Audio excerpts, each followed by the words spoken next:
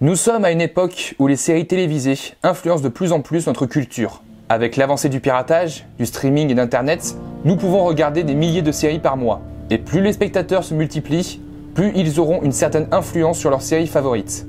Salut les amis, bienvenue chez Pop, et aujourd'hui, on va parler de The Walking Dead.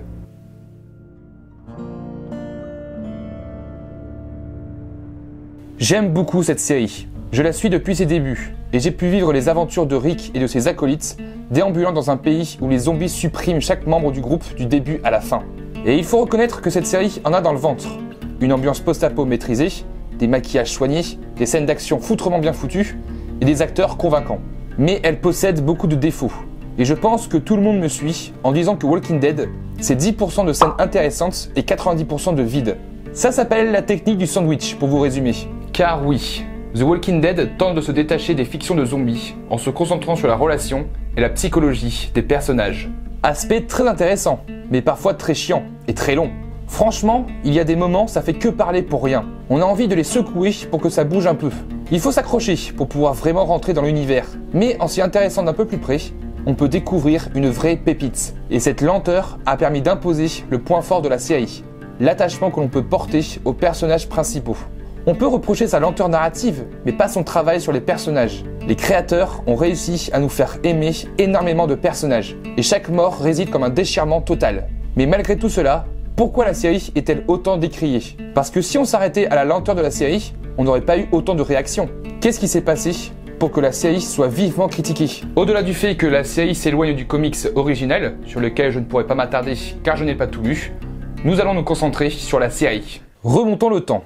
Nous sommes en février 2014. La deuxième partie de la saison 4 de The Walking Dead reprend avec comme point culminant la perte de la prison et la séparation du groupe.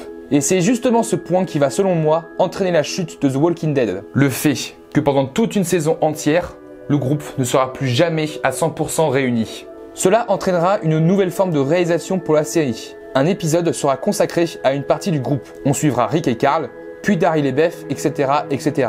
Une forme intéressante. Mais quand on consacre tout un épisode sur une partie d'un groupe, cela entraîne une énorme baisse de rythme et la lenteur se ressent encore plus. Surtout quand on apprécie moins un des personnages. Et cette forme se poursuivra jusqu'à la saison 7. Et cela montre un manque cruel de création, car certains épisodes ne sont là que pour meubler. Plus la série proposait des épisodes comme ça, plus le public se lassait. Et malgré des scènes et des épisodes forts, le cliffhanger de la saison 6 a énormément heurté le public. Finir une série sur un cliffhanger de ce style, énorme erreur ou coup de génie? À vous d'en débattre. Puis vint la saison 7, qui a tout chamboulé. Les créateurs de la série ont voulu marquer au fer rouge l'apparition d'un personnage emblématique du comics. Interprété brillamment par Jeffrey Dean Morgan, voici Negan. Une infâme pourriture qui va s'amuser à torturer, à terroriser et à faire souffrir ses ennemis. Elle est bien loin l'époque de Donny Duquette. Son introduction est juste parfaite. Une des meilleures iconisations de personnages de la série, voire de l'univers de la série en général. Et comment encore plus marquer son introduction en tuant non pas un, mais deux personnages majeurs, Abraham et Glenn. Et cet épisode, ô combien génial de monstruosité, a réussi son coup, choqué les téléspectateurs. Peut-être trop? Et c'est justement cet épisode qui a provoqué la chute de The Walking Dead. Je vais ainsi vous donner mon avis sur les conséquences de cet épisode et pourquoi la série a chuté jusque-là. Tout d'abord, l'ambiance de Walking Dead n'est plus la même. Le groupe vit maintenant sous le joug d'un psychopathe qui possède une force psychologique et physique sur les autres. Le groupe va trembler, va être soumis à une autre communauté nettement supérieure à eux. Rick ne contrôle plus rien et s'efface. Rick commence à devenir l'ombre de lui-même et le spectateur se détache de par son manque de puissance. Ainsi, Negan symbolise la séparation du groupe. La saison 7 ne suivra plus Alexandria, mais différentes entités. Tout d'abord Morgan et Carol, puis Daryl, après Alexandria et Negan, la colline et ensuite Tara. Je trouve ça logique, et ça permet d'encore plus assombrir l'intrigue et d'imposer une ambiance morbide et glaçante au vu de l'autorité de Negan, même si certains épisodes sont à mes yeux chiants et inutiles. Mais l'effet pervers, et sur lequel je suis d'accord, c'est que cette séparation marque encore plus de lassitude. On refait les mêmes erreurs que les saisons précédentes avec des épisodes comme ça. On ne suit pas une série, mais un groupe auquel on s'est attaché et avec qui on a grandi pour certains. On a besoin de les voir tous en interaction, ou du moins les voir sur un même épisode. Honnêtement, voir Tara pendant tout un épisode, ça m'intéresse pas, parce que c'est un des personnages qui m'intéresse le moins. De plus, l'acteur jouant Morgan a dit qu'il a détesté le tournage de cette première partie car il n'était pas avec tout le groupe. Et dès qu'il pouvait, il rentrait chez lui. Ça prouve bien qu'il y a un souci. Cette nouvelle séparation ne sera que temporaire, car dans la deuxième partie de la saison 7, les communautés vont se rassembler pour pouvoir vaincre Negan, en espérant que les producteurs ne réitèrent pas les erreurs passées. La deuxième conséquence, la violence. Walking Dead a toujours été violente, et elle a évolué avec la psychologie des personnages. Ce sont des survivants, ils veulent être tranquilles, survivre sans avoir de soucis. Ils sont épuisés physiquement et moralement. Et cet état justifie cet excès de violence, car ils sont prêts à tout pour vivre comme avant. Oui, la mort des deux persos est très graphique, mais comme l'ont dit les producteurs, elle est justifiée, car nous passons un nouveau cap dans The Walking Dead. Et je vous rappelle qu'il y a eu des scènes encore plus gore. L'abattoir, la mort de Herschel, les cannibales. Tout l'univers de Walking Dead est sujet à la violence. Ici, les gens ont râlé et ont dit que c'était trop violent, car on s'est attaché à un des personnages favoris de la série. Mais attendez, déjà la série est interdite au moins de 16 ans. Donc vous êtes prévenus que c'est violent. Les parents qui se plaignent, c'est votre rôle de parent de surveiller ce que regardent vos enfants, et ils ne doivent pas regarder ce genre de contenu. Et puis surtout, une mort comme ça, c'est un pari réussi pour les producteurs. La mort d'un personnage principal a toujours été faite de manière iconique, pour marquer et choquer les spectateurs. Glenn a échappé plusieurs fois à la mort. Il fallait frapper les esprits. C'est un mauvais jeu de mots. En plus, la scène est encore plus graphique dans le comics. Donc on a échappé à un œil pendant. Non, la série n'est pas plus violente. Elle a toujours été. C'est juste que les producteurs utilisent les bons choix pour pouvoir marquer la fin d'un personnage emblématique. Ne vous attendez pas à voir Rick juste se prendre une balle dans le ventre avant de mourir, hein. Ça va être grandiose s'il meurt. Grandiose dans l'horreur. Surtout que dans cet épisode, je trouve la torture psychologique de Negan nettement plus horrible que la mort des deux persos. À un point que j'ai presque failli tout éteindre tellement je n'arrivais pas à supporter cette pression et cette tension. L'épisode 1 de la saison 7 est à mes yeux le meilleur de toute la série. Malheureusement, les audiences chutent tandis que les spectateurs gueulent. Ça me rend fou de voir un tel aveuglement.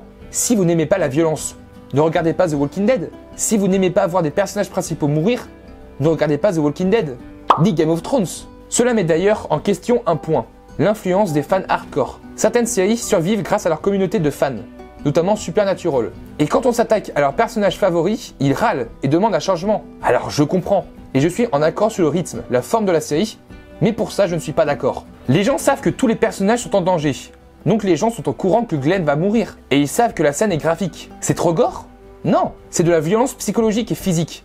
Ça a été un choc, mais on ne peut pas se plaindre car toute la série, et surtout cette saison sera comme ça. Les créateurs de la série font ce qu'ils veulent, et ils veulent pas faire n'importe quoi avec l'œuvre originale, donc ils font en sorte de satisfaire tout le monde, pas que les fans hardcore. Vous pouvez gueuler, c'est le but recherché. Mais vous pouvez pas demander à ce que la série soit moins violente. Tout comme Clap, je regarde The Walking Dead et je suis conscient de ses qualités ainsi que de ses problèmes. Surtout ses problèmes. Effectivement, à maintes reprises, on peut s'ennuyer, on a du mal à voir le bout de l'intrigue et on ressent que les scénaristes tirent de temps en temps sur la corde. Alors, pourquoi j'aime The Walking Dead? Pourquoi je ne regarde pas autre chose? C'est pas le choix qui manque. Parce que je crois en son évolution ainsi qu'aux personnages présentés. Psychologiquement, je ressens et je comprends leurs problèmes, leurs décisions et leurs situations. De plus, la série joue de plus en plus sur un aspect familial.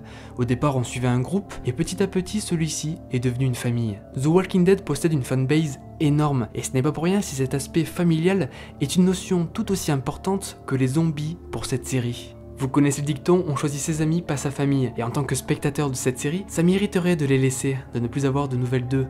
Malgré les hauts et les bas, ça reste notre famille. À moins que ce soit le syndrome de Stockholm.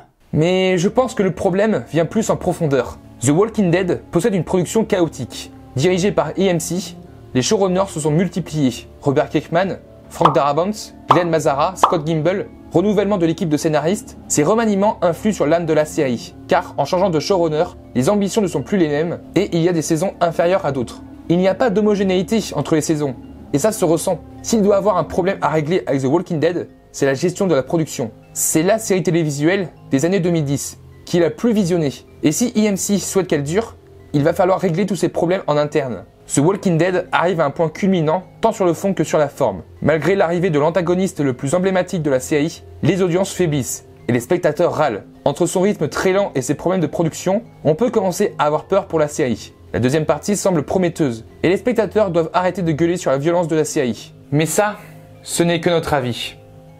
Et le vôtre ?